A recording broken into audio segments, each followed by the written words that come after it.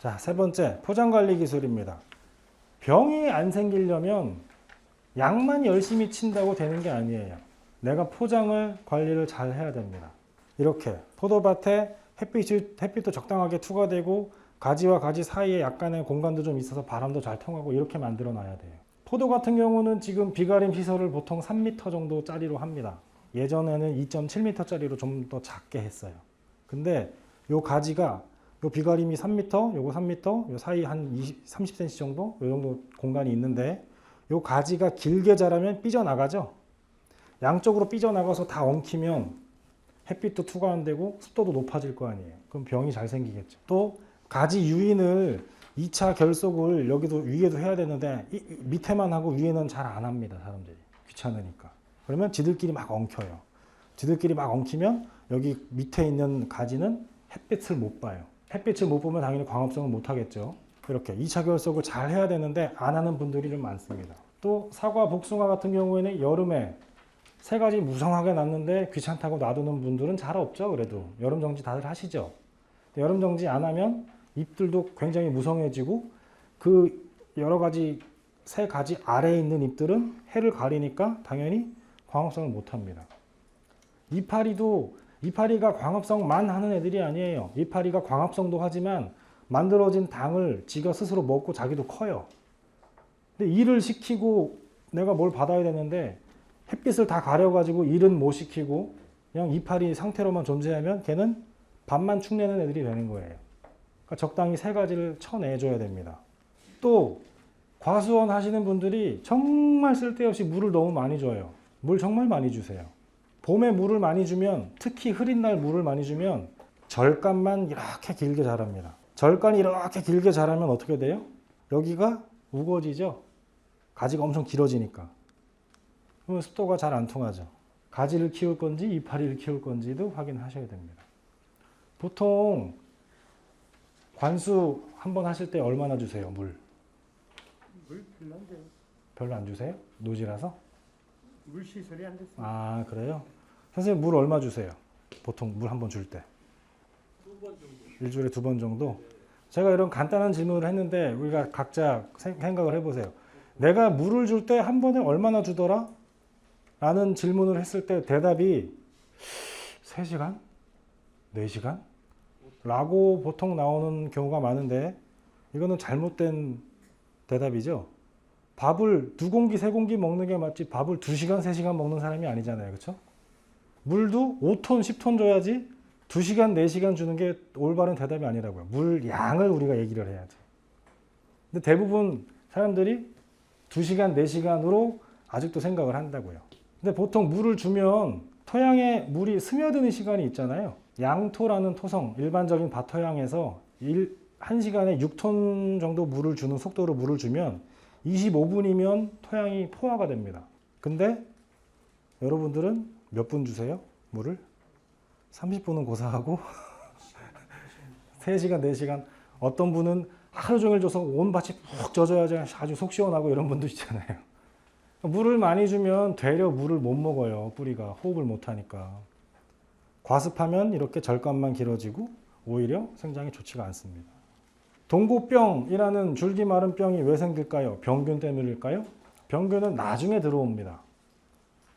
특히 물 빠짐이 좋지 않은 과수원 동고병이 많아요. 뿌리가 썩어 들어가고 상태가 안 좋아지니까 나중에 침입을 하는 거예요.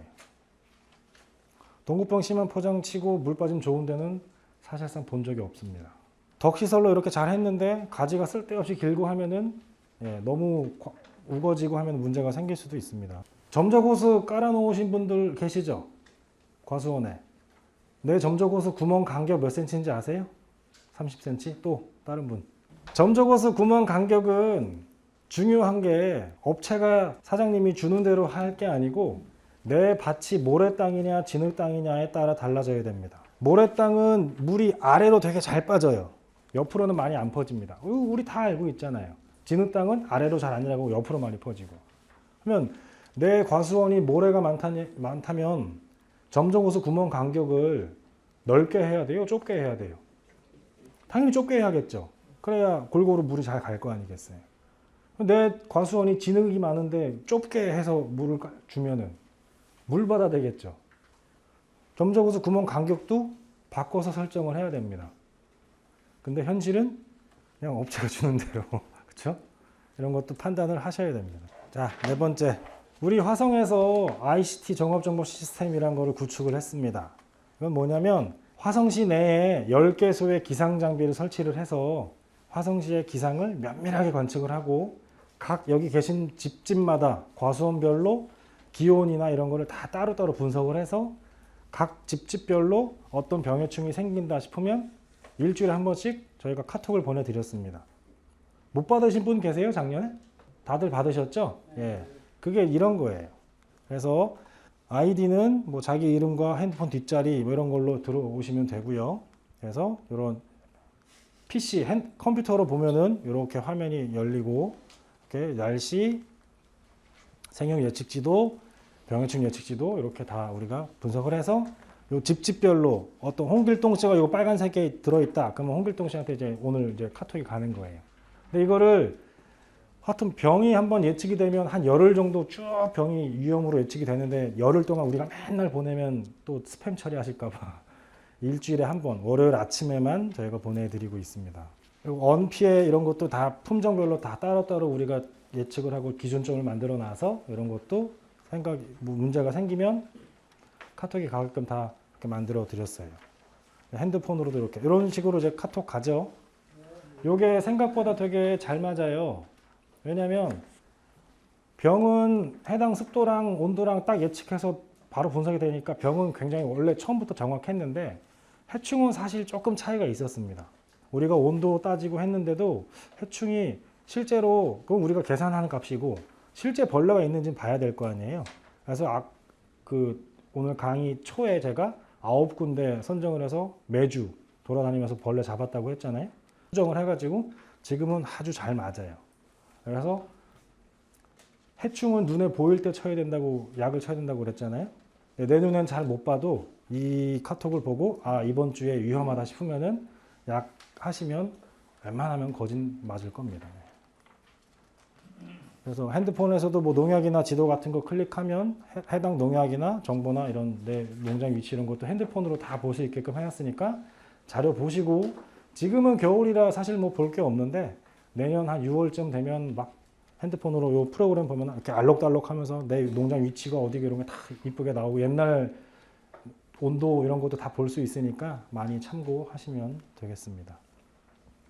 자, 정리를 하면 병은 예방입니다.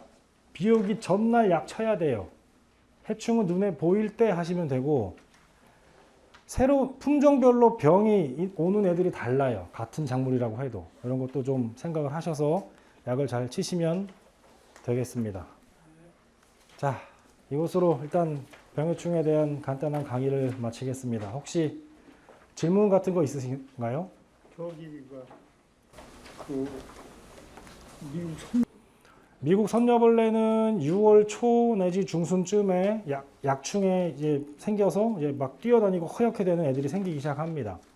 약충일 때 농약을 쳐서 잘 잡아야 돼요. 이미 성충이 되어버린 다음에는 날아다니기 때문에 잡기가 어렵고 6월 초중순에 약을 잘 해서 잡으시라고 저희가 5월 말쯤에 각 읍면동이나 단체별로 통해서 농약을 나눠드리죠.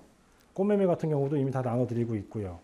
그렇게 하시고 근데 이놈들이 문제는 산에 살아요. 산에 나는 밭이 여긴데 저 옆에 산에 요만한 턱 위에 아카시아 나무에 허옇게 껴있는데 내가 그걸 남의 산에 가서 약 칠 수는 없잖아요. 그럴 때는 저희한테 전화를 주세요. 그럼 저희가 업체 시켜서 직접 방제를 다 시킵니다. 농경지가 이외인 데는 저희가 다 업체 시키고 대신 거기서 날라 들어온 애들은 내 밭에 들어온 거니까 그건 외람되지만 힘드셔도 본인이 방제를 하셔야 됩니다. 예. 그리고 약충일 때 잡는 게 제일 효과적이에요. 아무튼 4년 동안 과수팀에 있으면서 여러분들 덕분에 많은 도움을 얻었습니다. 그래도 제가 뭐 어디 다른 기관으로 가는 건 아니니까 궁금하시면 언제든지 연락 주시고요.